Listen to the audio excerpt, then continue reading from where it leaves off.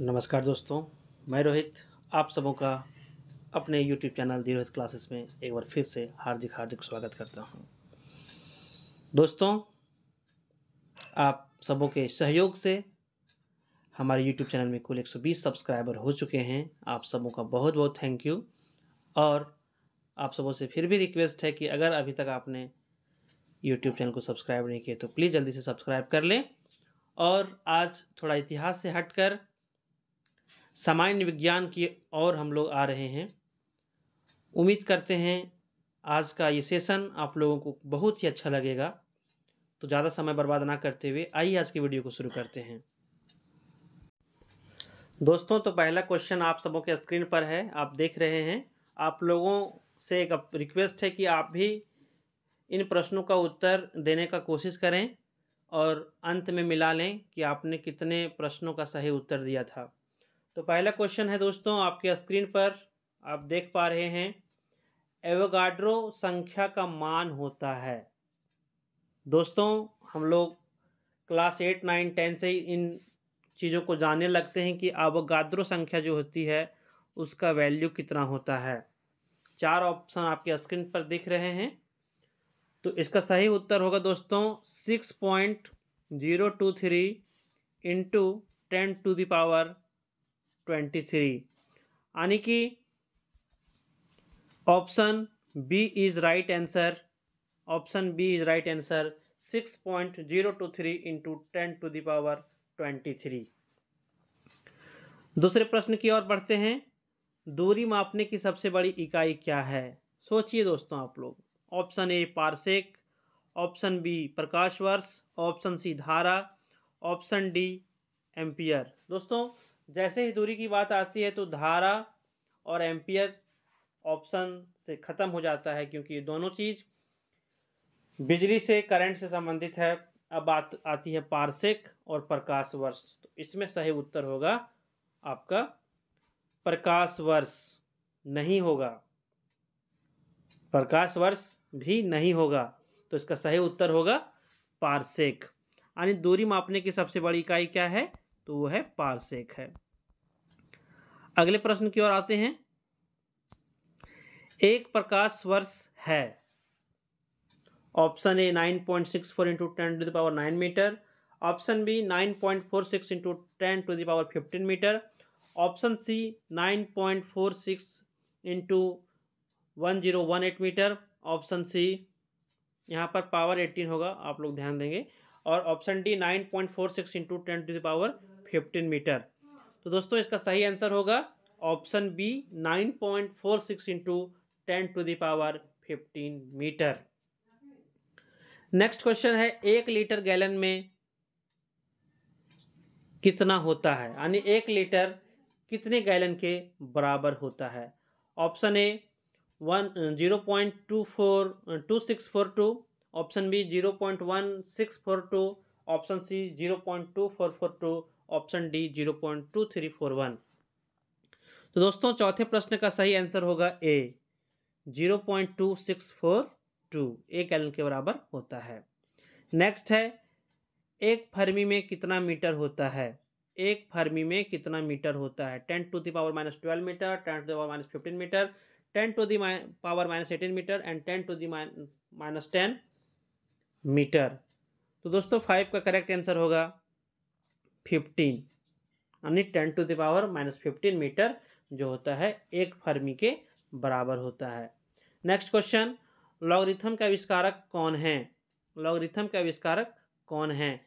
आप लोग जरूर सोचिएगा दोस्तों। तो इसका सही आंसर है जॉन नेपियर। 7 की ओर बढ़ते हैं। क्वांटम सिद्धांत के प्रतिपादक कौन है? तो क्वांटम सिद्धांत के प्रतिपादक हैं दोस्तों मैक्स प्लैंक। नेक्स्ट क्वेश्चन, वायुमंडल की आर्द्रता मापने वाला यंत्र है। वायुमंडल में दोस्तों जो ह्यूमिडिटी होता है, नमी होता है, इसे मापने वाला यंत्र होता है। आप लोग भी जरूर मन में सोचेंगे। इसका सही आंसर होता है हाइग्रोमीटर। हाइग्रोमीटर वायुमंडल की आर्द्रता को माप लेता है, यानी मापने वाला यंत्र होता है। क्वेश्चन नंबर 9, 1 एंगस्ट्रम मात्रक बराबर होता है, यानी 1 एंगस्ट्रम बराबर कितना होता है? तो दोस्तों, पहला ऑप्शन 9 का 10⁻⁻10 मीटर जो होता है 1 एंगस्ट्रॉम के बराबर होता है।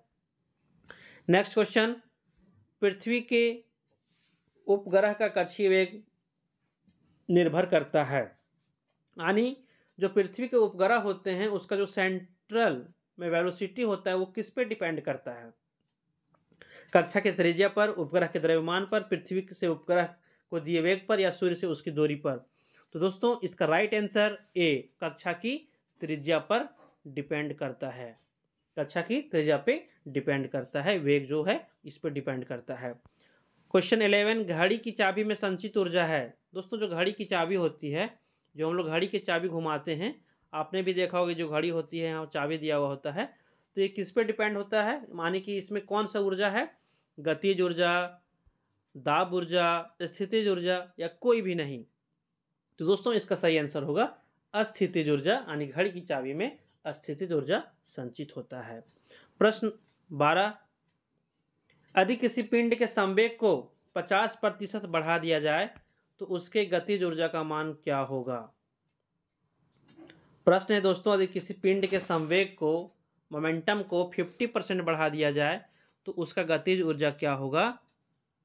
तो उसका गतिज ऊर्जा दोस्तों 12 नंबर का क्वेश्चन का सी होगा, 125% बढ़ जाएगा। इसे सॉल्व किया जा सकता है, अगले वीडियो में जब हम आएंगे तो इसके एक यूनिट को ही लेकर आएंगे ताकि उसमें देखेंगे कैसे इसे सॉल्व किया जाता है। अभी ज़्यादा समय ना लेते हुए आगे प्रश्न की ओर बढ़ते हैं। अनुदैर्ध्य तरंग उत्पन्न हो सकती है, अनुदैर्ध्य तरंग है जो है ये कैसे उत्पन्न हो सकती है, किसमें उत्पन्न हो सकती है? तो क्वेश्चन 13 है, सभी माध्यम में, ठोस में, द्रव में, या गैस में। तो इसका सही आंसर होगा दोस्तों ऑप्शन ए, सभी माध्यम में अनुदैर्ध्य तरंग उत्पन्न हो सकती है। अगले प्रश्न की ओर बढ़ते हैं। किस माध्यम में अनुप्रस्थ तरंग उत्पन्न नहीं हो सकती है? तो इसका सरल ऑप्शन है, अभी हमने देखा कि सभी माध्यम तो पानी, लोहा, पारा, लेकिन हवा में ये नहीं हो सकता है। हवा में अनुप्रस्थ तरंग नहीं हो सकता है, माफ करेंगे, अभी हमने वहां पर अनुदैर्ध्य तरंग देखा था क्वेश्चन नंबर 13 में दोस्तों। तो अनुदैर्ध्य तरंग जो है सभी में हो सकता है, लेकिन अनुप्रस्थ तरंग जो है हवा में नहीं हो सकता है। आइए अगले प्रश्न की ओर आते हैं। वीडियो को आगे बढ़ाने से पहले आप सबों से फिर रिक्वेस्ट है दोस्तों कि अभी तक अगर आपने हमारे चैनल को सब्सक्राइब नहीं किया तो प्लीज़ जल्दी से सब्सक्राइब कर लें और बेल आइकन को दबाना ना भूलें, क्योंकि आप जितना सब्सक्राइब बढ़ेगा उतना मेरा मनोबल बढ़ेगा और वीडियो उतने ही अधिक मेहनत के साथ मैं आप लोगों के लिए ले पाऊँगा। आइए 15वें प्रश्न पर आते हैं। प्रतिबल और विकृति का अनुपात कहलाता है, प्रतिबल और विकृति का अनुपात कहलाता है प्रत्यास्थता का गुणांक, गुरुत्वाकर्षण नियतांक, जड़त्व आघूर्ण, या प्लांक का नियतांक। तो दोस्तों इसका सही आंसर ए होगा, प्रत्यास्थता गुणांक। क्वेश्चन नंबर 16 पनडुब्बी आधारित है, न्यूटन के प्रथम गति नियम पर, आर्किमिडीज के सिद्धांत पर, पास्कल के नियम पर, ऊर्जा संरक्षण के सिद्धांत पर। तो दोस्तों इसका सही आंसर होगा आर्किमिडीज के सिद्धांत पर। आर्किमिडीज ही है ना जो तैरने का नियम दिया था, तैरने का, फ्लोटिंग का नियम जो दिया था, आर्किमिडीज। नेक्स्ट क्वेश्चन, समुद्र में तैरना नदी की अपेक्षा आसान है क्योंकि? सभी हम जानते हैं इसका आंसर। पहला ऑप्शन, समुद्र गहरा होता है, समुद्र काफी दूर तक फैला रहता है, समुद्र में ज्वार भाटा आता है, समुद्र के पानी का घनत्व नदी के पानी से अधिक होता है। तो इसका राइट आंसर होगा ऑप्शन डी, समुद्र के पानी का घनत्व नदी के पानी से अधिक होता है। प्रश्न 18 में आते हैं। तरंग अपश्रव्य कही जाती है जबकि आवृत्ति हो। अपश्रव्य 3 तरह के ध्वनियां होती है दोस्तों, उसमें से कह रहा है कि अपश्रव्य कही जाती है उसकी ध्वनि 20 हर्ट्ज से 20,000 हर्ट्ज के बीच, 20 हर्ट्ज से अधिक, 20,000 हर्ट्ज से अधिक, या 20 हर्ट्ज से कम। तो इसका सही आंसर होगा 20 हर्ट्ज से कम जो ध्वनियां होती है उन्हें अपश्रव्य ध्वनि कहा जाता है, सॉरी माफ करेंगे, अपश्रव्य तरंगे कही जाती है। नेक्स्ट क्वेश्चन 19 नंबर, यदि तरंग की लंबाई का मान आधा कर दिया जाए तो ध्वनि का वेग क्या होगा? यदि तरंग की लंबाई का मान आधा कर दिया जाए तो ध्वनि का वेग क्या होगा? तो इसका राइट आंसर होगा आधा हो जाएगा, यानी तरंग की लंबाई का मान अगर आधा होगा तो ध्वनि का वेग भी आधा हो जाएगा। नेक्स्ट प्रश्न, ध्वनि तरंगे हैं अनुदैर्घ्य, अनुप्रस्थ, विद्युत चुंबकीय, कोई नहीं। दोस्तों इसका सही आंसर होगा अनुदैर्घ्य। ध्वनि तरंगे कैसी होती है? तो ये अनुदैर्घ्य तरंगे होती है। प्रश्न 21वां जो आपके स्क्रीन पर है कि गोलीय दर्पण की फोकस दूरी जो होती है उसकी वक्रता त्रिज्या की होती है। गोलीय दर्पण जो होता है उसकी वक्रता त्रिज्या क्या होती है? आधी होती है, दुगुनी होती है, तिगुनी होती है, चौथाई होती है। तो इसका आंसर होगा आधी होती है। नेक्स्ट, उत्तल दर्पण द्वारा बना प्रतिबिंब होता है। उत्तल दर्पण दोस्तों, उत्तल दर्पण जो होता है वास्तविक और सीधा, वास्तविक और उल्टा, काल्पनिक सीधा और काल्पनिक उल्टा। तो इसका राइट आंसर होगा काल्पनिक और सीधा होता है।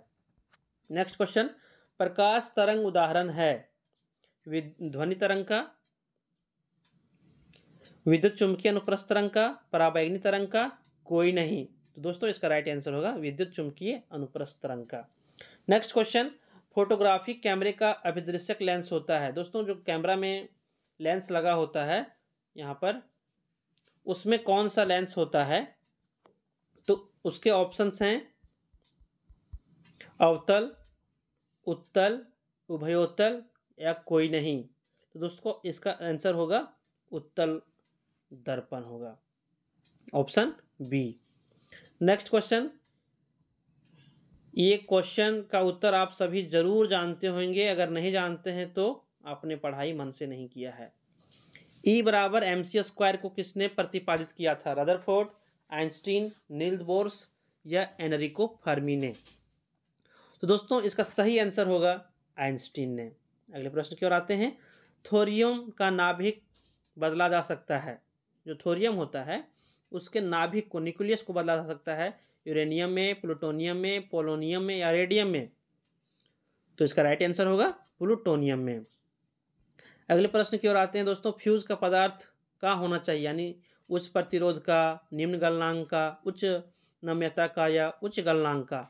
तो इसका दोस्तों है निम्न गलनांक पर, ताकि जब वोल्टेज बहुत ज़्यादा हो जाए या वोल्टेज फ्लक्चुएट करे तो ये तुरंत फ्यूज जो है गल जाना चाहिए। अगर नहीं गलेगा तो जितना सारा सिस्टम लगा है घर में इलेक्ट्रिसिटी से संबंधित, वो सारा उस पर नेगेटिव इफेक्ट पड़ सकता है। अगले प्रश्न की ओर 28 नंबर प्रश्न की ओर आ गए हैं हम लोग। निम्न विद्युत चुंबकीय तरंगों में किसकी आवृत्ति अधिकतम होती है?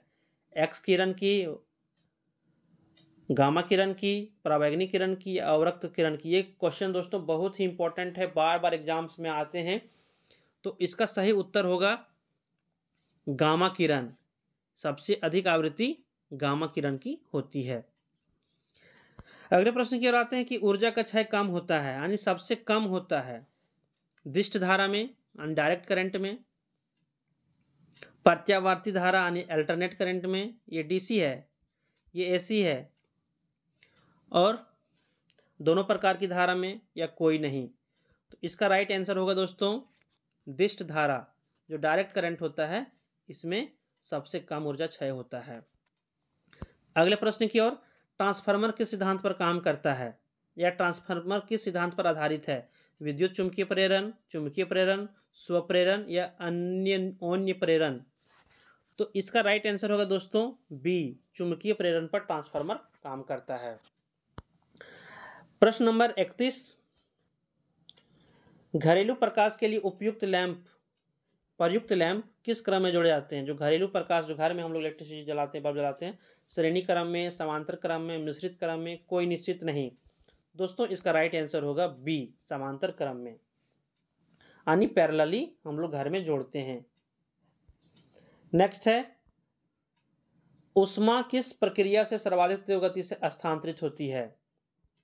चालन, संवहन, विकिरण, इनमें से कोई नहीं। तो इसका सही उत्तर होगा विकिरण। सर्वाधिक गति से स्थानांतरित होती है विकिरण से। न्यूनतम संभवतः ताप है दोस्तों, यानी कितना कम ताप हो सकता है।